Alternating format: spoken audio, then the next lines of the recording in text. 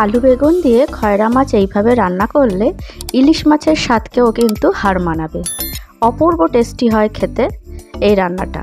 তো চলো শুরু করা যাক। তো এইখানে দেখো আমি লম্বা লম্বা করে বেগুন কেটে নিয়েছি, আর বেগুনের মতনই আমি লম্বা লম্বা করে আলু কেটে নিয়েছি, কিন্তু আলুগুলো কিন্তু সরু সরু করে কেটেছি। বেগুনটা একটু মোটা আছে কারণ বেগুন তো ভাজতে বেশি সময় লাগে না। আর এখানে দুটো একদম ছোট সাইজের পেঁয়াজ কোচানো রয়েছে। আর এখানে দেখো আমি খয়রা মাছ ভালো করে ধুয়ে পরিষ্কার করে নিয়ে নিয়েছি। আর এখানে আমি হলুদ দিয়ে দিলাম পরিমাণ মতো, আর দিয়ে দিলাম পরিমাণ মতো নুন। দিয়ে মাছটাকে ভালো করে আমি নুন আর হলুদের সঙ্গে ভালো করে মিশিয়ে নেব। একটুখানি হালকা হাতে আস্তে আস্তে করে করতে হবে। মাছে দেখো আমার নুন হলুদ মাখানো হয়ে গেছে। তো চলো এবারে রান্নাটা শুরু করি। তো এখানে দেখো আমি কড়াইয়ে সর্ষের তেল দিয়ে দিয়েছি, আর তেলের মধ্যে মাছগুলো একটা একটা করে আমি এখন ছেড়ে দিচ্ছি। তো মাছগুলো খুব বেশি ভাজার দরকার পড়বে না, খয়রা মাছ এমনিতেই একটু নরম হয়। তো হালকা একটুখানি ভেজে তারপরে আবার পিঠটা উল্টে দিতে হবে। তো আমি ঢাকা দিয়ে একটা পিস ভেজে নিয়েছি, নিয়ে তারপরে আমি পিঠগুলো উল্টে দিচ্ছি হালকা হাতে। মাছগুলো যেহেতু আমি বললাম বেশ নরম, তো সেই জন্য একটু ধীরে সুস্থে হালকাভাবেই করতে হবে যাতে মাছটা ভেঙে টেঙে না যায়।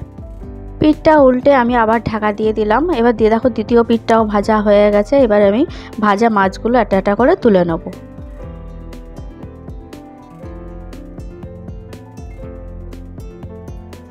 তো দেখো মাছগুলো আমি সব তুলে নিলাম। তো এইবারে আমি মাছ ভাজা যে তেল আছে, এই তেলের মধ্যেই আমি বেগুন যেটা কেটে রেখে দিয়েছিলাম ওই বেগুনটা দিয়ে দিলাম। এইবারে এর মধ্যে আমি বেগুনটা একটুখানি নাড়াচাড়া করে নিলাম তেলের মধ্যে। এবারে এর মধ্যে আমি একটুখানি নুন দিয়ে দেবো। নুন দিয়ে তারপরে বেগুনটাকে আমি আবার একটুখানি নাড়াচাড়া করে বেগুনটা হালকা করে একটু ভেজে নেব।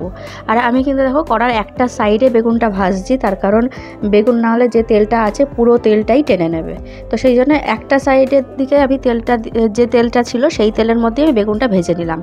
তারপর তেলটা দেখলাম বেশ অনেকটা কমে গেছে, ওইটুকুতে গ্রেভিটা রান্না করা যাবে না, তাই সামান্য আর একটু তেল দিয়ে দিলাম। দিয়ে তার মধ্যে আমি কালো জিরে ফোড়ন দিয়ে দিয়েছি। দিয়ে ফোড়নটা নাড়াচাড়া করে নিয়েছি, একটা সুন্দর গন্ধ বেরিয়ে গেছে ফোড়নের। তারপরে ওর মধ্যে আমি যে পেঁয়াজটা কেটে রেখে দিয়েছিলাম সেই কুচানো পেঁয়াজটা দিয়ে দিয়েছি। দিয়ে আবার একটুখানি হালকা হাতে ভালো করে নাড়াচাড়া করে নিচ্ছি। একটুখানি পেঁয়াজটা ভেজে নিতে হবে, হালকা লাইট ব্রাউন কালার যখন চলে আসবে, দেখো কালারটা কিন্তু চেঞ্জ হয়ে গেছে। এইবারে এর মধ্যে আমি আলু যেগুলো কেটে রেখেছিলাম বা আলুগুলো দিয়ে দিলাম। তো আলু দিয়েও পেঁয়াজের সাথে ভালো করে আমি মিশিয়ে নিলাম। নিয়ে এর মধ্যে আমি এবারে হলুদ গুঁড়ো দিয়ে দিচ্ছি। তো হলুদ গুঁড়ো দিয়ে আমি এবার আবার ভালো করে নাড়াচাড়া করে হলুদটাকে ভালো করে আলুর সাথে মিশিয়ে নেব। নিয়ে আমি আবার একটুখানি ভাজতে সময় দেবো, তাহলে আলুটাও ভাজা হবে, সঙ্গে পেঁয়াজটাও আরও একটু সুন্দর ভাজা হয়ে যাবে।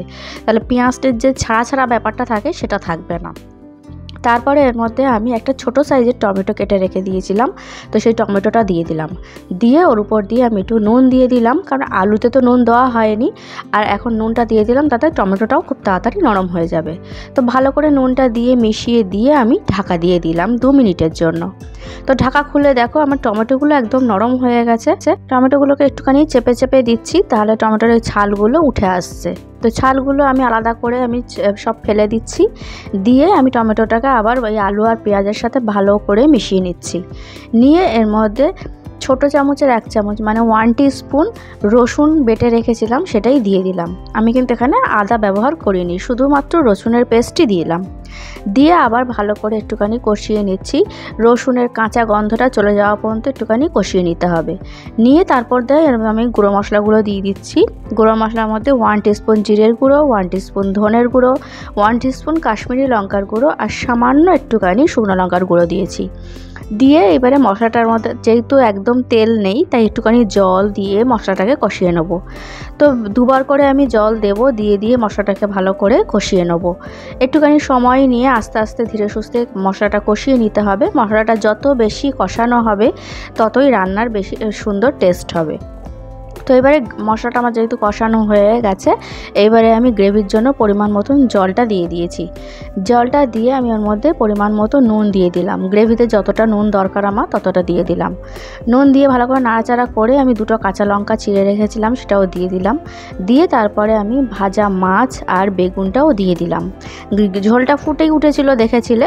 দিয়ে আমি আবার 5 মিনিট ঢাকা দিয়ে রেখে দিয়েছিলাম, গ্যাসটা একদম মিডিয়াম করে। তো আমার আলু খুব সুন্দরভাবে সেদ্ধ হয়ে গেছে, আমার রান্না প্রায় কমপ্লিট। তো নামানোর আগে আমি একটুখানি ধনেপাতা কুচি ছড়িয়ে দিচ্ছি। তারপরে গ্যাস বন্ধ করে দিয়ে আমি 2 মিনিট ঢাকা দিয়ে স্ট্যান্ডিং টাইমে রেখে দেবো। ব্যাস, এইভাবে খয়রা মাছের ঝাল করলে কিন্তু দারুণ খেতে লাগে।